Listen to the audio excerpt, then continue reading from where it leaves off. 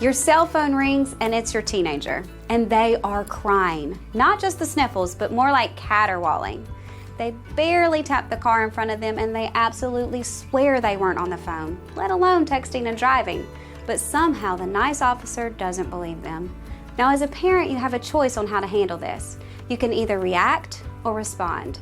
Our reactions are governed by emotions, while our responses are governed by the ability to think through the situation. That means closing our mouths and not saying the first thing that pops into our head, which is usually critical.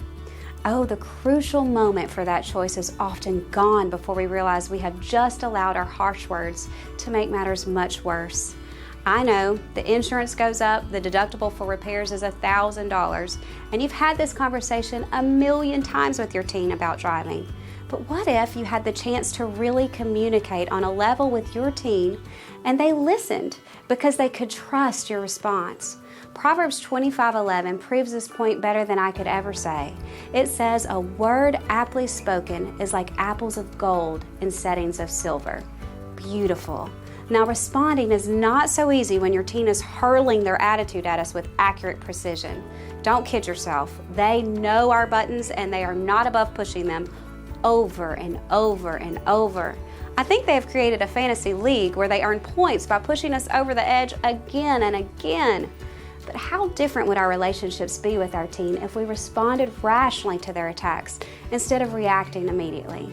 There is one tool that you can use that might help you learn this concept. It's called breathing. I know, profound, right? But you would be amazed at how well this works. First, it gives you a moment to lower your blood pressure. Extra oxygen always helps. And those few precious moments it takes to breathe a few extra times may be the difference between teaching them and arguing with them. I will take teaching every time.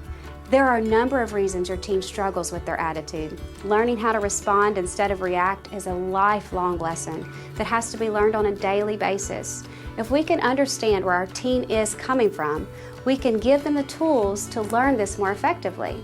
Your teen will at times make irrational decisions. Their brains have not completely developed. By the time they are 6 years old, your child's brain is 95% developed. But the greatest surge of growth is in the adolescent years. They quite literally are incapable of making mature decisions. The part of your teen's brain that controls reasoning is still underdeveloped at this point. They tend to use a different part of the brain that is geared towards instinctual decisions or risk-taking. Peer pressure is a large influence in our teens' decisions. They very much care what their friends think. If their friends are reactionary, odds are your teen is also. At this point of your teen's development, they are trying to become independent of us. They are learning who they are, and our opinions tend to get in their way. How confusing it is when they feel one way and we are demanding another way. It's no wonder they react intensely. Our teen is beginning to learn that situations are not black and white. It is so much easier when the answer is an absolute right or wrong. They are learning to think for themselves, but they have to know what they believe first.